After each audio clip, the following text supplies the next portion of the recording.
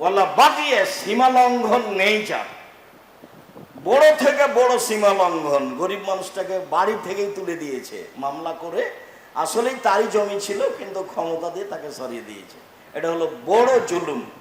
ছোট জুলুম যেটা জানা আছে, 100 মরিচ কিনবেন, তো মরিচওয়ালাকে বলছেন 100 মরিচ দেন, দেখিয়ে তোমার মরিচটা কেমন, একটা হাতে করে আছেন, এই মরিচটা কোথায় রাখবেন? এখন তো দাড়ি পাল্লা হয়ে গেছে, এখন যদি আপনার পাল্লায় বা আপনার ব্যাগে রাখেন তাহলে আপনি সীমা লঙ্ঘনকারী, আপনিও একজন বাগী সীমা লঙ্ঘনকারী, এর জবাব আপনাকে দিতে হবে। হিসাব নিকাশ খুব কঠিন। আয়েশা রাদিয়াল্লাহু তাআলা আনহা বলেন, হিসাব নিকাশ নিলেই মানুষ জাহান্নামে যাবে, তো হিসাব আইয়াসিরা সহজ হিসাব কি? বলেন তো আল্লাহ নবী, সহজ হিসাব কি? তখন আল্লাহ রাসূল বলছেন, সহজ হিসাব হলো হিসাবের সামনে পেশ করা হলো, দেখেও দেখলেন না, আল্লাহ পার করে দিলেন, তাই হলো সহজ হিসাব। যখনই দেখা হবে তখন আর রক্ষা হবে না, তখন অক্ষরে অক্ষরে যাচাই বাছাই হবে। তাই রাসূল সাল্লাল্লাহু আলাইহি ওয়াসাল্লাম বলছেন, লা ইয়াজুলু কাদামা বানি আদম, আদম সন্তানের বিচারের মাঠে পা নড়াচড়া করতে দেওয়া হবে না। ছেলে মেয়ে যত পুরুষ নারী বিচারের মাঠে উঠবে, কারো নড়াচড়া করার সুযোগ দেওয়া হবে না। 5টা জিনিস জিজ্ঞাসা করার আগে, তার একটা হলো আন উমরিহি, তার বয়স তাকে বুঝিয়ে দিতে হবে। অনসাবাবিহি, যৌবন জীবন তাকে বুঝিয়ে দিতে হবে। অনমালিহি, পয়সা তাকে বুঝিয়ে দিতে হবে। পয়সা বুঝিয়ে দেওয়ার সময় 2টা কথা বললেন, আইনা ইকতাসাবাহু অফিমা আনফাকাহু, কিভাবে উপার্জন হয়েছে, কিভাবে ব্যয় হয়েছে, দুটাই বুঝাতে হবে। কিভাবে উপার্জন হয়েছে, কিভাবে ব্যয় হয়েছে, দুটাই বুঝাতে হবে। তাই হিসাব নিকাশ খুব কঠিন। স্বচ্ছ পরহেজগারকে, পাপ নেই যার, পাপ নেই কার, হলেই তোবা করেছে।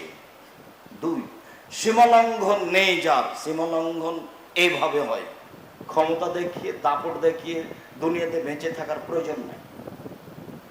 ক্ষমতা দেখিয়ে, দাপট দেখিয়ে, জমি জায়গা জাল করে, মানুষকে হত্যা করে, জেল জুলুম দিয়ে, জেল জুলুম করে মানুষের প্রতি অন্যায় অবিচার করে একদিন বেঁচে থেকে কোনো লাভ নেই। ফেরাউন ডুবে গেছে, যেহেতু ফেরাউন ডুবে গেছে ক্ষমতা দেখিয়ে, তাহলে আপনারা আমার একদিন সময় এরকম আসবে, সময় শেষ হয়ে যাবে। পরকালের নিরুপায় খুব কঠিন নিরুপায়। ইহকালের নিরুপায় দেখলে অবাক হতে হয়। কেন দেখেননি আপনি? কেউ যদি ইহকাল দুনিয়ার নিরুপায় দেখতে চান তাহলে দেখতে পারেন খুলনার অঘোষিত সম্রাট এরশাদ সিকদার। মেয়ের মাথায় একটু হাত বোলাতে চেয়েছিল, সময় হয়নি, ওই সুযোগ হয়নি, তার নাম নিরুপায়। কেউ যদি দাম্ভিক প্রেসিডেন্টকে দেখতে পায় দুনিয়াতে নিরুপায়, রাতে রাতে দেশ দখল করে নিয়েছে, পুরো আরব ভূখণ্ড রাতে রাতে দখল করতে পারতেন, তার নাম প্রেসিডেন্ট সাদ্দাম। এটা হলো পৃথিবীর নিরুপায়। বিচারের নিরুপায়ের থেকে কত গুণে জটিল তা বলা যাবে। আপনার পক্ষে তেমন কিছু নেই, তবে আপনার পক্ষে থাকবে ডান হাতে যদি তাসবিহ গণনা করেন তাহলে এই আঙ্গুল আপনার পক্ষে কথা বলবে। বৈধ পয়সা যদি হজ করেন তাহলে কালো পাথর আপনার পক্ষে কথা বলবে। যদি কোরআন তেলাওয়াত করেন তাহলে কোরআন আপনার পক্ষে কথা বলবে। আল্লাহকে সন্তুষ্ট করার জন্য যদি সিয়াম পালন করেন তাহলে সিয়াম আপনার পক্ষে কথা বলবে। এই 4-5টা জিনিস বিচারের মাঠে আপনার পক্ষে কথা বলার জন্য দাঁড়াবে। আর যদি ছোট বাচ্চা ছেলে মেয়ে আগেই মারা যায়, বয়স কম তখন, তাহলে তারা আপনার পক্ষে জোরালো ভাবে দাঁড়াবে। এছাড়া বিচারের মাঠে আপনার পক্ষে থাকার মতো কেউ থাকবে না। বিচারের মাঠ বড় জটিল, যার কারণে মরার আগেই, শ্বাস বন্ধ হওয়ার আগেই ক্ষমা চাওয়ার বিষয়টি স্পষ্ট করতে হবে। সম্মানিত মসজিদের মুসল্লি, রাসূল সাল্লাল্লাহু আলাইহি সাল্লাম যেভাবে বলেন তাতে মানুষের জীবনে একটা জরুরি কাজ হচ্ছে নিয়মিত ক্ষমা চাওয়া, রাত দিন আল্লাহর দরবারে ক্ষমা চাওয়া। রাসূল সাল্লাল্লাহু আলাইহি ওয়াসাল্লাম বলেন, লাল্লাহু আশাদ্দু ফারহান মিন তাওবাতিন মিন আহাদিকুম, আল্লাহ তাআলা তওবা করলে বেশি খুশি হয় ওই লোকের চেয়ে আল্লাহ তাআলার দরবারে তওবা করলে তার উপরে আল্লাহ বেশি খুশি হন সেই লোকের চেয়ে। কোন লোক? কানা ফি আরজিন ফালাতিন ফালাতাত মিনহু, একটা লোক একটা বড় মাঠে ফাঁকা জায়গায় ছিল, সে তার বাহনকে সাথে নিয়েছিল। বড় ফাঁকা মাঠ, এইটা বহির্বিশ্বে সৌদি আরব বা ওমান বা এরকম দেশে না গেলে ফাঁকা মাঠ বুঝতে পারবেন না। আমরা মাসকাট ওমান থেকে সালালা গেলাম 1200 কিলোমিটার পথ, তার 600 কিলোমিটারে কোনো বাড়ি ঘর নেই, শুধু বালু আর ছোট ছোট পাথর, মরুভূমি। 200-300 কিলো পরে একটা করে তেলের পাম্প আছে মাত্র। মধ্যে গাড়ির কিছু হয়ে গেলে সেখান থেকে ফিরে আসা মানুষের জন্য খুব কঠিন। তো রাসূল সাল্লাল্লাহু আলাইহি সাল্লাম বলছেন, একটা লোক একটা বড় ফাঁকা মাঠে ছিল। ফানফালাতাত মিনহু রাহিলাতুহু, হঠাৎ করে তার বাহনটা সেখান থেকে চলে গেছে। ওয়া আলাইহা তামুহু শারাবুহু, সেই বাহনেই ছিল তার খাদ্য, তার পানি। যেহেতু বাহন চলে গেছে, কাজে এখন আর খাদ্য পানি নেই, এখন বাঁচার পথ কি? সে সিদ্ধান্ত নিল ফাকাদ আইসা মিনহা, বাহন থেকে নিরাশা। ফাতা শাজারাতা ফাজতাজা ফি জিল্লিহা, সে একটা গাছের ছায়া আসলো, সে সিদ্ধান্ত নিল এখন গাছের ছায়ার নিচে শুয়ে সে মারা যাবে। এটাই তার সিদ্ধান্ত। কেন? কারণ আইসা মিন রাহিলাতিহি, সে তার বাহন থেকে নিরাশা হয়ে গেছে, বাহন পাবেও না, আর গ্রামের বাড়ি যেতেও পারবে না, আর বাঁচার কোনো পথও নেই, খাওয়ার কোনো ব্যবস্থা নেই। কাজেই এই গাছের নিচে থেকে মারা যাবে মর্মে গাছের নিচে শুয়ে গেল।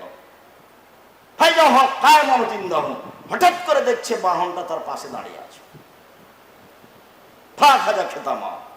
তখন তার বাহনটা লাগামটা ধরে নিয়েছে, লাগামটা ধরে নিয়ে বলছে, আল্লাহুম্মা ফাত্তাফি সিদ্দাতিল ফারে, আল্লাহুম্মা, হে আল্লাহ, আনতা আব্দি ওয়া আনা রাব্বুক, তুমি হচ্ছো আমার দাস আর আমি হচ্ছি তোমার প্রতিপালক। ফাত্তা মিন সিদ্দাতিল ফারে, খুশি হয়ে বাক্য উল্টে দিয়েছে। যেহেতু মরার সিদ্ধান্ত নিয়ে শুয়েছে, এখন হঠাৎ করে বাহন পাওয়া গেছে, তো এমন খুশি হয়েছে যে খুশিতে বাক্য উল্টে দিয়েছে। এ কথা মুহাম্মদ সাল্লাল্লাহু আলাইহি সাল্লাম বলেন, হাদিস বুখারী মুসলিম। কি আপনার কাছে বিবেচনা? আল্লাহ তাআলা মানুষ তওবা করলে এই লোক যত খুশি হয়েছে তার চেয়ে বেশি খুশি হন। কই, মানুষ কি বলতে পারে? মানুষের স্বাভাবিক জীবনে নিয়ে আসতে হবে, চলাফেরাই, উঠা বসাই, খাওয়া, সব সময় একটা বাক্য নিয়ে আসার চেষ্টা করতে হবে, আস্তাগফিরুল্লাহ ওয়া আতুবু ইলাইহি, আস্তাগফিরুল্লাহ ওয়া আতুবু ইলাইহি। আল্লাহর নিকটে ক্ষমা ভিক্ষা চাই, তার নিকট ফিরে যেতে চাই।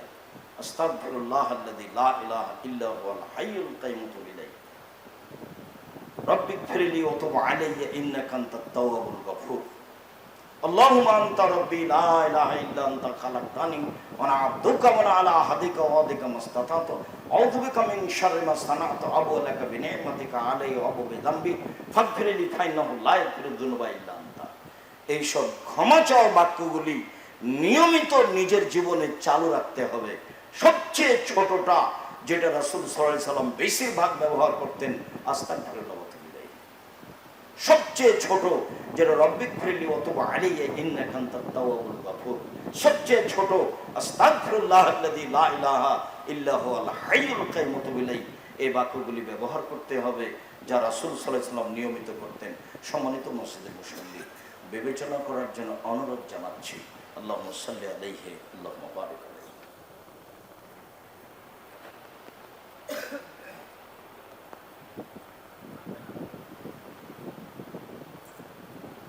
আলহামদুলিল্লাহ ওয়াহদা, মানুষকে জিজ্ঞাসা করার জন্য বের হয়েছে, সে তওবা করে বাঁচার পথ খুঁজছে, কিভাবে বাঁচা যায়। ফাতা রাহেবান, একজন দরবেশের কাছে আসলো, আলেম নয়। রাহেব মানে যে তাসবিহ তাহলিল করে, জিকির আজকার করে, সে আল্লাহকে চিনে না। সে একজন দরবেশের কাছে এসে বলছে, আল্লাহু তাওবা, একটা মানুষ 99 জন মানুষকে হত্যা করার পরে তার তওবা আছে কি? আল্লাহ কি তাকে ক্ষমা করবেন? ফাকালা লা। লোকটা উত্তরে বলল না। তার মানে সে তো দরবেশ, সে তো আল্লাহকে চিনে না, ও তো শুধুমাত্র তাসবিহ তাহলিল জিকির আজকার করে। এলম খুব জরুরি জিনিস, সাথে সাথে সঠিক এলম, প্রকৃত এলম আরো জরুরি। যার কারণে ফরিদপুর জেলার লোকের জন্য, বরং বৃহত্তর ফরিদপুরের জন্য, ফরিদপুর অন্তর্গত যত জেলা আছে সব জেলার লোকের জন্য একটা সঠিক আকীদার প্রতিষ্ঠান ফরিদপুরে গড়া উচিত, এবং সেটা এটাই হওয়া উচিত। কেননা এটা ফরিদপুর মেন শহরের সাথে। এটাকে আপনি মূল্যায়ন করার যথাযথ চেষ্টা করেন। আল্লাহকেই চিনলাম না, ভুল পথে পীর সাহেবকে দিয়ে আল্লাহকে চিনে লাভ আছে? বুজুর্গানে দিন দিয়ে ধর্ম চলে? জি না। পীর সাহেব দিয়ে ধর্ম চলে? ধর্ম একজন মানুষের কথা দিয়ে চলে, যার নাম মোহাম্মদ সাল্লাল্লাহু আলাইহি ওয়াসাল্লাম। পৃথিবীর আর কোনো মানুষ দিয়ে ধর্ম চলে না। সত্য কথা বলাও জটিল, সত্য কথা মানাও কঠিন। সত্য কথা চলন্ত ধর্মের সাথে মিল রাখে না। চলন্ত ধর্ম একরকম, সত্য কথা আরেক রকম। আবার সত্য কথা আরবি ভাষায় লেখা আছে, আরবি ভাষায় আবার মিথ্যা কথাও লেখা আছে। সবটাকে দেখে, তলিয়ে দেখে সঠিকটা বলাও কঠিন। প্রায় এই যে একটা বই আছে, তাফসির কি মিথ্যা হতে পারে? জানি না বই পড়েন কিনা। আমি আব্দুর রাজ্জাক বিন ইউসুফ যখন তখন বলেছি, জাতির যদি রাস্তাঘাট করে দিতে না পারি, জাতির যদি স্কুল কলেজ করে দিতে না পারি, জাতিকে চূড়ান্ত সঠিক ধর্ম দিতে পারবো ইনশাআল্লাহ। ধর্মের ব্যাপারে জাতিকে ফাঁকি দিয়ে পরকাল হারাতে রাজি নই। সেই সুবাদেই জাতির সামনে দীর্ঘদিন থেকে, প্রায় 90 সাল থেকে খিদমত করে আসছি সঠিক ধর্মে, তা মুখে কলমে মিডিয়াই, এবং সেটাকে পেশ করে আসছি। আমার মনে বড় সাধ, এদেশের মাটিতে আমি উন্নত মানের প্রতিষ্ঠান গড়বই ইনশাআল্লাহ। সেটাই জামিয়া সালাফিয়া। জামিয়া সালাফিয়ার মাধ্যমে এদেশের ছেলে মেয়ে বাংলা, ইংরেজি, আরবি উন্নত মানের শিক্ষা অর্জন করে জাতির অন্যায়ের বিরুদ্ধে লড়বে, মুখে কলমে মিডিয়াই। শিরক বেদাতের বিরুদ্ধে লড়বে, বানোয়াট মিথ্যা ধর্মের বিরুদ্ধে লড়বে, মুখে কলমে মিডিয়াই। মুখে বলছি, ছেলেরা বলবে, মিডিয়ার সামনে আছে, ধরা আছে, কলম আমাদের হাতে রেডি আছে, কলমও চলছে। কলমের 1 নম্বর মাধ্যম মাসিক আল ইতিসাম পত্রিকা। প্রতি মাসে আপনি নিবেন। আপনি মনে করিয়েন না যে আমি 20-30 টাকা দিয়ে জামিয়া সালাফের কি উপকার করলাম, সেটা বিবেচনা আপনার পরে। আপনি পত্রিকা নিয়ে পড়বেন, 50টা প্রশ্নের উত্তর আছে, এটা আগে। জামিয়া সালাফের অধীনে যত বই পুস্তক আছে, সেটা যেটাই হোক, সেটা আমি সম্ভবপর মানুষ হিসাবে যথাযথভাবে তলিয়ে শিরক বেদাত মুক্ত করে, মিথ্যা কেসা কাহিনী মুক্ত করে বই পুস্তক বের করার চেষ্টা করেছি।